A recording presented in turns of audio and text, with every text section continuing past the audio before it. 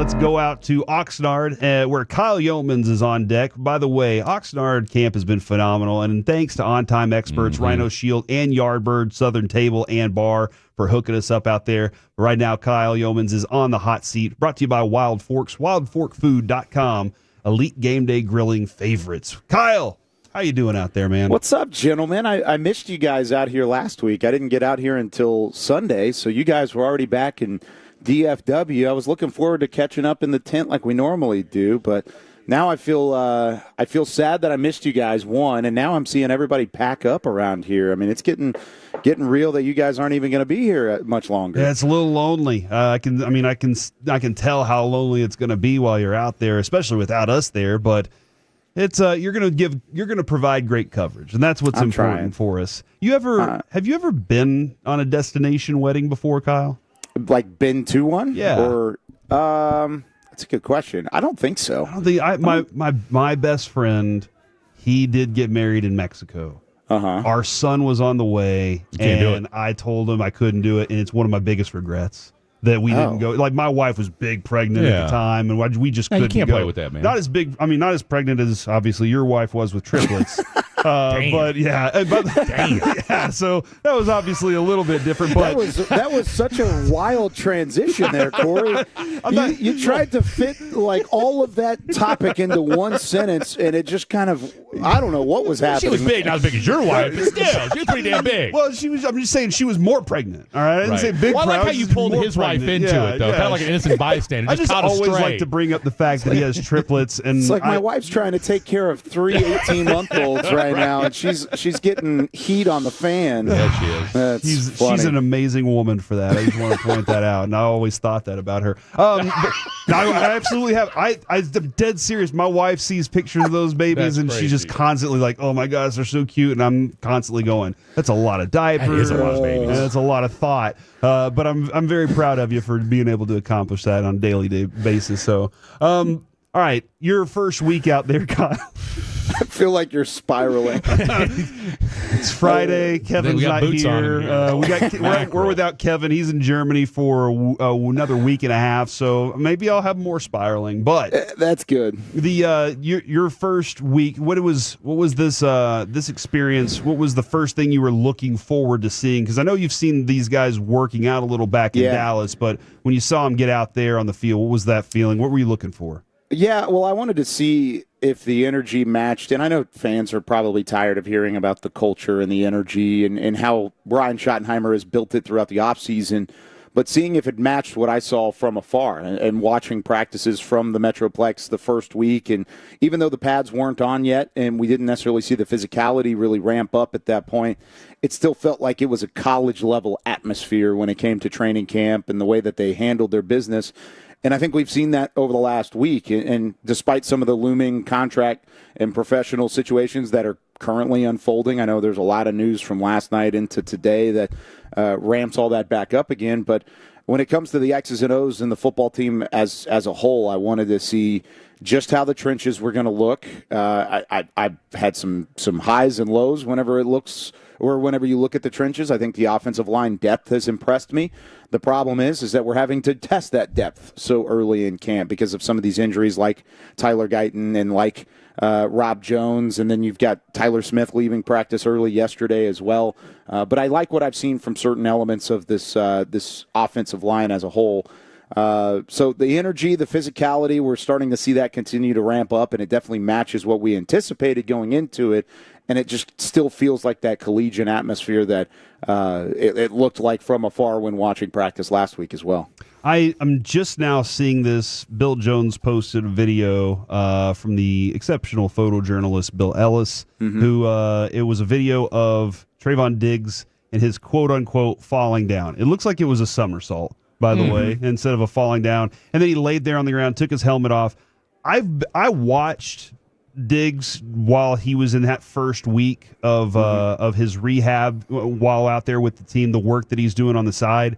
He was working his ass off. Yeah. And Kevin goes, he looks exhausted. And I was like, dude, he's been working since like 9 o'clock this morning, and it's 1 o'clock, and he's just been going. Have you kind of kept an eye on what Diggs is doing out there? And is the story feel as big as it actually is, or is it not as big as it feels? I don't think it's as. Don't say it. I don't think it's as big of a story as we're making it out to be at the moment. I think, like you said, he's been out here, he's been working, he's been present, and even though he wasn't present in the offseason, and I think there's disdain there, both from the Trayvon side of things and from the Micah side of things. That's undoubtable, but that's going to happen in a contract negotiation one way or the other. One side is going to have leverage, and the other side is going to have disdain. And so it's not moving, at least on the field, toward Trayvon Diggs. You know, it's not showing in terms of his work ethic and him being out here. I walked by him yesterday, asked him how he was feeling. He said he was feeling good. That was during practice on the sideline. So, I mean, I know you're exchanging pleasantries there, but for the most part, I don't have anything to nick when it comes to Trayvon's progress report, right? Whenever it comes to him being available right around when we thought, which was going to be at the start of the year, maybe on PUP to start the year. That's kind of the same timeline he looks like he's still on, and he continues to work through it. Kyle Youmans joining us here, talking all things Dallas Cowboys training camp. Sticking with the defensive backs, we talked about this earlier about, look, we love the clips, whether it's coming from, y'all's, you guys, I mean, media out there. You guys have done a phenomenal job covering everything, so we feel good about the clips that are coming out there. That said, all right, the Pickens, the CD, the Tyshawn Holden, I mean, catching touchdowns, haven't seen a lot of batted balls. Okay, yeah. And so my question is, while I love seeing all these touchdowns, I am a little bit concerned that, those are Cowboy defenders that they're scoring all these touchdowns on. Where are we at right now with this secondary group, considering, two of the guys are out? Yeah, two of the guys are out, and you've had kind of a rotating cast there at times throughout. And, of course, like Wanye Thomas was thought to be a rotating piece at the nickelback spot, and you thought he would maybe play some defense in the slot a little bit, and he's been out for a couple practices now. So I'm right there with you. I said coming into training camp that corner was a problem spot, and honestly, I think it would be a bigger problem if Kyle Youmans wasn't having the camp and the resurgence that he's had throughout the offseason and getting into training camp. I mean, Elam looks like he's going to be a starter even when Trayvon Diggs is healthy, even when Savone Rebel makes his NFL debut. I think Kyle Elam is the star of camp right now on the defensive side, because when there are videos of interceptions and there are videos of PBUs and breakups and whatever it may be, it feels like Elam is a part of at least a few of those, and it happens every single practice. Hold up kids afterwards, too.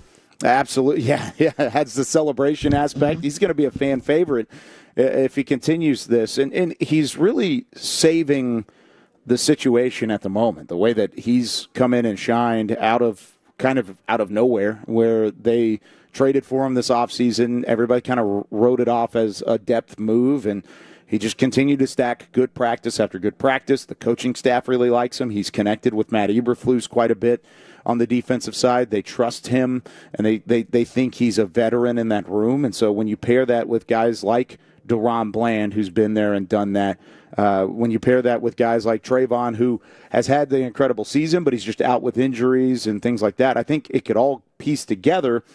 And that's what the team's hoping for. They're hoping it all comes together. But right now it's kind of a learning game outside for a lot of these corners. And I just think the wide receivers are a step ahead. And, I mean, partially because you have two number one wide receivers, and you've got CeeDee Lamb and George Pickens, and you're excited about what they bring. But also because this cornerback room is starting to catch up slowly, and they just haven't gotten there yet. You were fantastic on the draft coverage with the draft show. You guys do phenomenal work, and I know how in-depth you guys go. Seen that before. But one of the guys y'all were very high on, felt like you got a steal, was Donovan Ezeiruaku. And yesterday, I know G-Bag got to catch up with him. What have you seen from him that you've seen development from what you saw in college to now he's a pro? Have you seen anything new? He's looked incredible. I think some of the pass rush arsenal has been better. The way that he's kind of attacked his first step quickness and his hands. I mean, all of those things have kind of pieced together quicker. And I think part of that is from the coaching and the Matt Eberflus thought process. Micah Parsons spending extra time with him. It looks like Micah and Donovan have had really a great connection since he arrived here, and so it's funny because they kind of remind me of each other in a different way. They're not the same player by any stretch of the imagination, but it's the same level of excitement that we had when Micah was here in 2021 working with Dan Quinn. He had the connection with Quinn as a defensive coordinator and as an edge rusher specialist, and that first step quickness, that the ability to get off the line of scrimmage and beat his guys to the spot. Donovan's showing those same things. He's showing the same things that Micah did back in 2021.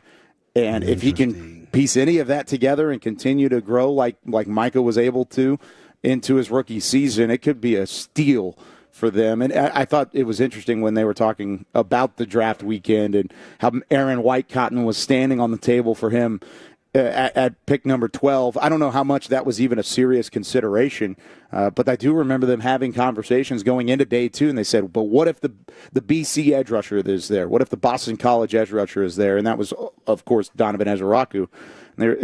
Every time it kind of felt like it was dismissed of, he's probably not going to be there. He's not going to be there. And then he ended up being there at 44, and the rest is history. So I really like what he's shown so far. I think if he's able to stick in the hip pocket of Micah and continue to learn from him and some of these other edge rushers, he may be better suited for this defensive line than some of these other second-round edge rushers that they've drafted in the past. All right. Speaking of steals, or maybe at this point just being stolen from, what's the latest on Mazi Smith? Yeah, I haven't been necessarily impressed at the moment. I think he's where he was at the end of last year, which is better than what he has been. But I think the expectations are he needs to be a bona fide starter. Yeah. He needs to be a bona fide member of the interior defensive line. It should be Mazi Smith, a first-round pick, and Osa Odighizuwa as the newest contract on that defensive line. That's what the combination should be. And instead, it's Solomon Thomas who signed this past offseason that's getting the majority of the reps with the ones. And so I think the coaching staff is seeing the same thing. I think Mazi would say the same thing himself. He just hasn't been good enough yet. And I think there was a concern when the report started coming out, and when the coaching staff and the front office were talking about how much weight he lost.